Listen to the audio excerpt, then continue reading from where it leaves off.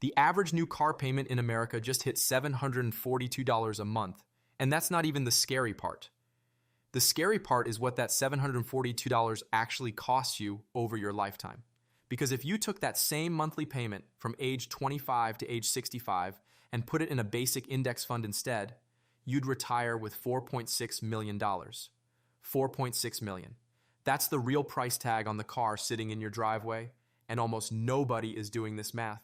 I'm Joe, and today we're talking about the single most expensive mistake middle-class Americans make over and over again, the car in the driveway.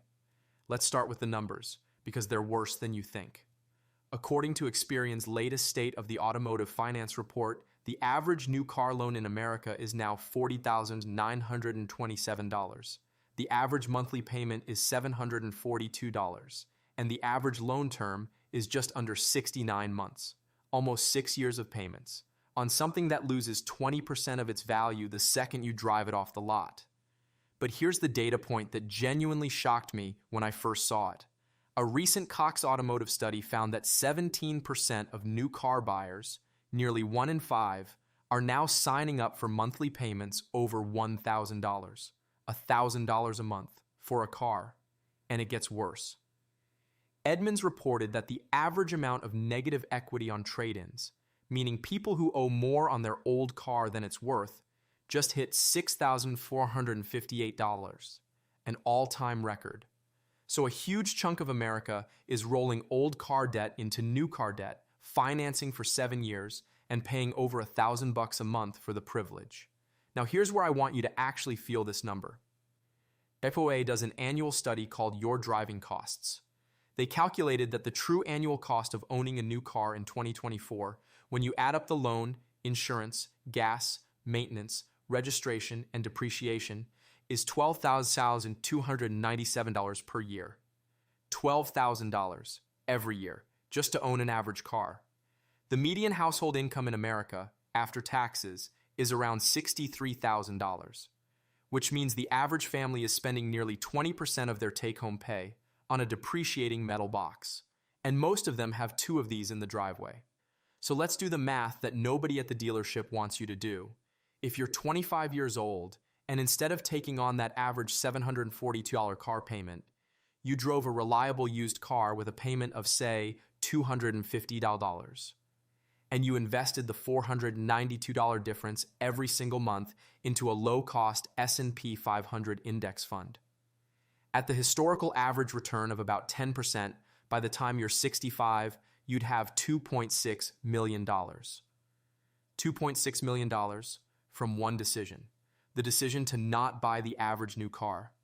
And if you skipped the car payment entirely, drove a paid-off $8,000 used Toyota, and invested the full $742, you'd cross $4.6 million by retirement. This is the part that breaks people. Because we've been taught that a car is just what adults pay for, like a utility bill, like rent. It's not. It's a wealth-destroying machine disguised as a necessity. Okay. So if the math is this obvious, why does almost everyone do it anyway? This is where it gets interesting. Because the answer isn't that people are bad at math. The answer is that the entire car buying experience is engineered to bypass the part of your brain that does math. Let me introduce you to a researcher named Dr. Meir Statman. He's a behavioral finance professor at Clara University, and he spent decades studying what he calls expressive value. The idea that we don't buy things for what they do. We buy them for what they say about us. Statman's research shows that cars are the #1 expressive purchase in the American economy. More than houses, more than clothes, more than vacations. When you buy a car, you're not buying transportation. You're buying an identity. You're buying the version of yourself you see when you imagine pulling into your high school reunion. And the car industry knows this. Every single ad you've ever seen is selling you that identity, not the car. But there's a second psychological trick at play here, and this one is even more powerful. It's called payment-shrouding. Researchers Busse, Duncan Simester, and Florian Zettelmeyer published a landmark study in the journal Marketing Science, where they analyzed thousands of real car purchases. What they found is that when dealers shifted the conversation from total price to monthly payment, Buyers would consistently agree to pay thousands of dollars more for the exact same car, same vehicle, same options, same buyer demographics. Just by changing the question from "how much does this cost" to "what can you afford per month?", dealers extracted, on average, an extra $1,000 to $3,000 per transaction. This is why every dealer asks you the same question the moment you walk in. What payment are you comfortable with? That question isn't friendly, it's a weapon. Because the moment you answer it, you've stopped thinking about the actual cost of the car. You're just trying to fit a number into a slot. And the dealer's job becomes stretching the loan term until any car, at any price, fits that slot. That's how an $80,000 truck becomes just $899 a month. And that's how Americans ended up with average loan terms that are now creeping toward 84 months. 7 years. The Federal Reserve's research on this is brutal. They found that the longer the loan term, the more likely you are to be underwater on the loan, the more likely you are to default, and the more likely you are to roll that debt into your next car. It's a treadmill, and once you're on it, you don't get off until you make a deliberate decision to step off. There's one more piece to the psychology, and it's the one that hits closest to home. It's called the hedonic treadmill. The basic finding, originally researched by psychologists Brickman and Campbell in the 1970s and validated dozens of times since, is that the joy you get from a new purchase fades shockingly fast. For a new car specifically, follow-up studies have shown that the satisfaction boost from a new vehicle fully disappears within about 6 weeks. 6 weeks. You signed up for 84 months of payments, for 6 weeks of happiness. After that, your brain just adjusts. The new car becomes the normal car. And the only way to feel that hit again is to buy another new car. This is why people who lease end up leasing forever. This is why people who finance trade in at 36 months. The industry isn't selling cars. It's selling a feeling that, by design, wears off right around the time you've made your 6th payment. All right, enough of the bad news. Let's talk about what to actually do about this. Because I'm not telling you to ride a bicycle to work. I'm telling you there's a smarter way to handle the second biggest purchase of your life. And it comes down to 4 specific moves. Move number 1, the 10% rule. Your total transportation costs, car payment, insurance, gas, maintenance, all of it, should not exceed 10% of your take-home pay.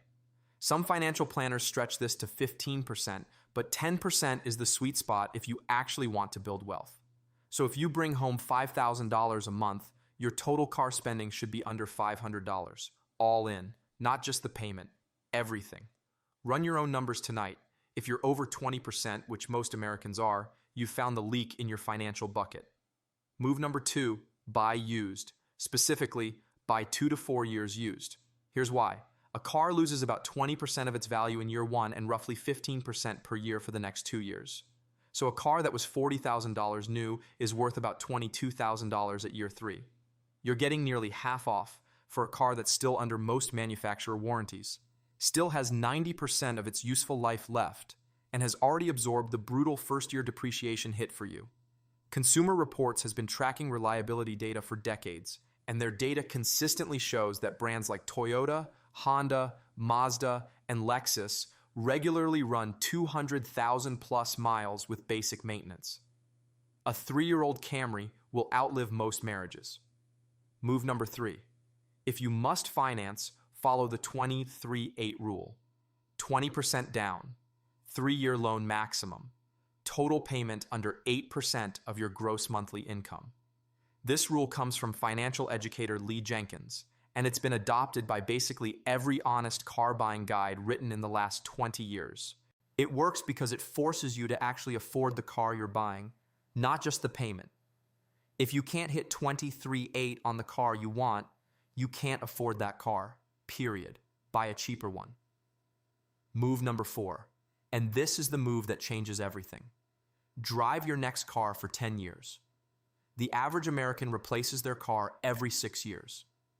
If you stretch that to 10 years, and you bought used to begin with, you're going to have somewhere between 3 and 5 years of 0 car payments. Take the money you would have been sending to the bank and send it to your investment account instead. Let's run that math. Say your car payment was $450 a month. You pay it off in 3 years. Then you drive that car for 7 more years, payment-free, while investing that $450. Over those 7 years at 10% returns, you've built up roughly $54,000 from a car you would have been paying for anyway. Do that for 2 car cycles and you're looking at $250,000 just from not upgrading your car when the itch hits. I want to give you one more reframe before we wrap up, because all of this only works if you change how you think about a car in the first place. A car is not an investment, it's not a reward, it's not a status symbol, unless you're already wealthy enough that the cost is genuinely irrelevant. For the rest of us, a car is a tool. Its job is to move you from point A to point B reliably and safely. That's it. Every dollar you spend on a car beyond what's required to do that job is a dollar that's not building your future. It's not earning interest. It's not compounding. It's depreciating every single day while it sits in your driveway. I'm not saying never enjoy a car. I'm saying be honest about what you're trading. Because that $742 a month isn't really $742. It's the down payment on a house you didn't buy. It's the retirement you delayed by 8 years. It's the freedom to quit a job you hate. The dealer doesn't tell you any of that. The ads don't show you any of that. Your neighbor with the new truck definitely isn't going to mention it. But the math does. The math always does. Let's recap the 3 things I want you to walk away with. 1. The real cost of an average new car in America isn't $742 a month. It's $4.6 million in lost retirement wealth over a working lifetime. The car payment is a tax on people who don't run the numbers. 2. The reason you buy more car than you can afford isn't because you're irrational. It's because the entire system, from the ads to the dealership to the financing, is engineered to shift your focus from total cost to monthly payment, and to sell you an identity you'll stop caring about in 6 weeks. 3. The fix isn't complicated. Cap your transportation at 10% of take-home. Buy 2 to 4 years used. Use the 20 to 3-8 rule if you finance. And drive it for 10 years while investing the difference. That's it. That's the whole game. You don't need a finance degree to win with money. You just need to stop losing it in the most predictable place, your driveway. If this video shifted how you think about your next car, do me a favor and hit subscribe. I'm Joe, and we make videos like this every week, breaking down the financial traps nobody's warning you about in plain English. The next one's already in the works. I'll see you there.